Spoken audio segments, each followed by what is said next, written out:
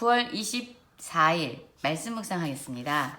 오늘의 말씀은 창세기 49장 29절에서부터 50장 14절까지의 말씀입니다. 49장 29절입니다. 그가 그들에게 명하여 이르되 내가 내 조상들에게로 돌아가리니 나를 햇사람 에브론의 밭에 있는 굴에 우리 선조와 함께 장사하라. 이 굴은 가나안 땅 마므레 앞 막벨라 밭에 있는 것이라. 아브라함이 햇사람 에브론에게서 밭과 함께 사서 그의 매장지를 삼았으므로 이렇게 이야기하고 있습니다. 야곱은 지금 12명의 아들들을 불러 모으고 그들에게 있을 후일에 일어날 일, 각각을 향한 하나님의 뜻과 반드시 이루어질 하나님의 계획에 대해서 축복하며 선포했습니다. 그리고 그는 이제 자신은 죽을 때가 되었다. 내가 죽으면 나를 가나안 땅 마므레 앞 막벨라 밭에 있는 그 굴에 장사하라, 이렇게 이야기하고 있죠. 여러분, 이 막벨라 굴은 창세기 23장에 사라가 127세에 죽을 때에 아브라함이 그 사랑하는 아내를 매장할 곳으로 가나안 사람 에브론에게서 산 곳입니다. 그렇다면 아브라함은 왜 그의 매장지로 그 막벨라 굴을 산 것일까요? 하나님께서는 아브라함에게 약속하셨죠. 내가 이 가나안 땅을 너와 너의 자손에게 줄 것이다 라고 이야기하셨습니다. 그리고 창세기 15장에 보면 내 자손이 이방의 객이 되어 그들을 섬길 것이고, 그리고 자손 4대 만에 너희가 이 가나안 땅, 이곳으로 내가 너희를 다시 데려올 것이다, 이 땅에 돌아올 것이다 라고 이야기하셨습니다. 약속하셨습니다. 아브라함은 이 가나안 땅으로 그들이 다시 돌아올 것이고 그 땅이 하나님께서 약속하신 땅이라는 것을 알았습니다. 그래서 아브라함이 사라를 매장할 곳으로 막벨라 굴을 샀다라는 것은요, 이곳이 바로 하나님이 약속한 우리에게 주실 땅입니다 라는 것을 믿음으로 흔적을 남긴 곳입니다. 즉, 이 막벨라 굴은 하나님이 가나안 땅을 우리에게 주십니다 라는 그 약속을 믿은 아브라함의 믿음의 고백이었고 삶의 흔적이었던 것이죠. 그곳에는 지금 아브라함과 그의 아내 사라, 그리고 이삭과 그의 아내 리브가, 그리고 야곱의 아내인 레아가 묻혀 있는 곳이었습니다. 지금 야곱은요, 그 시대에 가장 찬란한 문명을 가지고 있고 가장 강대국이었던 애굽에 있습니다. 그곳에서 지금 죽어가고 있습니다. 그런데 그 화려한 곳에 묻히는 것을 소망하고 있지 아니하고 가나안 땅 막벨라 굴에 그의 선조들과 함께 묻어 달라라고 자녀들에게 유언을 남기고 있는 것이죠. 이것은 단지 그의 선조들이 그곳에 있기 때문이 아닙니다. 야곱 역시 하나님의 약속을 믿었던 것입니다. 하나님께서 반드시 그 가나안 땅을 아브라함에게 약속하신 것처럼 우리에게 줄 것이다. 그곳이야말로 우리가 바라봐야 할 본향이다 라고 이야기하고 있는 것입니다. 그래서 너희들은 반드시 그 땅으로 돌아오게 될 것이니, 하나님이 약속을 반드시 성취할 것이니, 나는 이 화려한 애굽이 아니라 바로 하나님이 약속하신 땅, 그곳에 나를 묻으라 라고 이야기하고 있는 것이죠.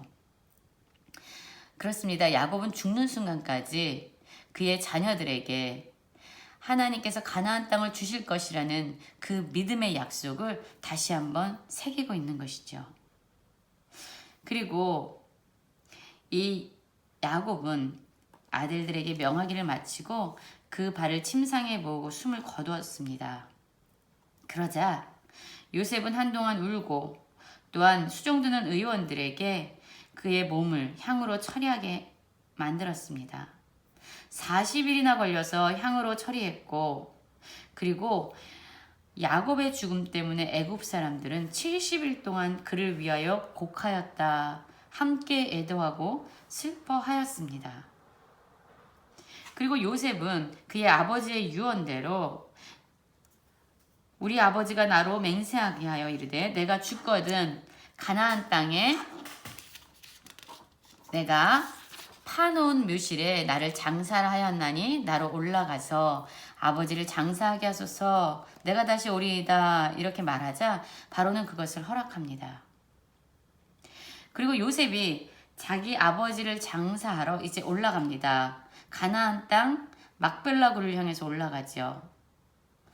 그런데 여러분 보십시오. 이 요셉이 아버지 야곱의 유언대로 그의 시체를 가지고 지금 가나안, 그들이 바라봐야 될 본향, 하나님이 약속하시고 반드시 이루실 그 약속의 본향으로 나아가는 데 있어서 바로의 모든 신하와 바로 궁의 원로들과 애굽 땅의 모든 원로와 그리고 요셉의 온 집과 그의 형제들 그리고 그의 아버지의 집이 그와 함께 올라갔다라고 얘기합니다. 여러분 지금 야곱은요. 그의 아들들과 그의 자손들이 하나님의 약속이 반드시 성취될 것을 바라보면서 가나안 땅, 너희가 돌아와야 할 가나안 땅이 바로 우리가 바라봐야 될 본향이다라는 것을 이야기했습니다. 그리고 그의 죽은 몸, 그의 시체를 가지고 이제 장사로 요셉과 그의 자녀들이 올라가고 있죠. 그 믿음의 발자취, 그들이 바라봐야 될 본향을 향해서 믿음의 길을 한 걸음 한 걸음씩 내딛고 있는데요. 그 행렬은 단지 요셉과 그의 형들뿐만이 아니라 바로의 그 애굽의 모든 높은 리더들이요. 그 믿음의 행렬 가운데 함께 하고 있다라는 것이죠. 이들은요. 왜 가야 되는지도 모르고 야곱이 그들에게 지시한 그 믿음의 땅으로 야곱이 보여주고 또한 이곳이 너희들이 바라봐야 될 곳이야 라고 믿음의 고백을 한 그 한 사람의 믿음의 발자취를 따라서 어마어마하게 많은 행렬들, 애굽의 높은 리더들과 원로들과 신하들이 이 대열에 동참하고 있다는 것입니다. 여러분 너무 아름답지 않습니까? 믿음의 한 사람이 죽었지만 그 사람으로 말미암아 많은 사람들이 어떤 사람들은 그 이유도 모르고 그 믿음의 행렬 가운데 우리가 바라봐야 될 본향의 그 길 가운데 함께 동참하고 있는 것입니다. 그때가 심히 컸습니다. 야곱을 장사하기 위해서 가는 그 길은 많은 사람들이 함께 동참하고 있습니다. 그리고 50장 11절에서도 나오죠. 그 땅 거민 가나안 백성들이 아담 마당의 애통을 보고 이르되 이는 애굽 사람의 큰 애통이라 하므로 그 땅 이름을 아멜 미스라임이라 하였으니 곧 요단강 건너편이라 이렇게 얘기합니다. 여러분 이 야곱의 죽음이요 많은 사람들에게 슬픔을 주었고 많은 사람들을 애통하게 했습니다. 한번 야곱의 인생을 생각해 보십시오. 그는 젊었을 때 자신이 원하는 것을 얻기 위해서 자신의 지혜와 수고와 노력과 애씀으로 험악한 삶을 살아왔습니다. 그가 바로를 축복할 때 이야기했죠. 130년을 살았는데 내 인생은 험악했습니다. 그렇습니다. 하나님이 없는, 하나님을 의지하지 않는 삶은 수고롭고 험악한 삶이었습니다. 그런데 여러분 오늘 말씀을 묵상하면서 이 야곱의 마지막을 그려보면 너무너무 아름다운 그림이 지금 그려지고 있습니다. 야곱은 나이가 들면 들수록 영적인 믿음의 눈이 열려졌고 그의 자녀들을 하나님의 뜻에 따라 하나님의 계획대로 그들을 축복했습니다. 그리고 죽는 순간까지 그의 자손들에게 하나님이 주실 그 본향 가나안 땅을 바라보게 했고요. 그 길로 걸어갈 수 있도록 문을 열어주었습니다. 그리고 그의 죽음은요. 애굽 사람들뿐만 아니라 모든 사람들에게 슬픔이 되었고 애통함이 되었습니다. 그의 죽음을 기뻐한 것이 아니라 함께 너무나도 소중한 것을 잃어버린 사람들인 것처럼 야곱의 죽음은 많은 사람들에게 아픔이 되었습니다. 그만큼 야곱은 선하고 긍정적인 영향력을 그가 머문 곳에 흘려보내고 있었던 것이죠. 야곱의 아들들이 아버지가 명한 대로 그를 위해 따라 행했습니다. 그리고 마침내 그 야곱의 시신은 그의 말처럼 마므레암 막벨라 굴에 장사됩니다. 하나님의 약속을 믿었던 아브라함의 믿음의 고백의 장소였던 그 막벨라 굴. 이제는 야곱이 그의 자손들에게 바로 이것이 너희들이 바라봐야 될 믿음의 본향이야 라고 이야기하면서 그곳에 묻힙니다.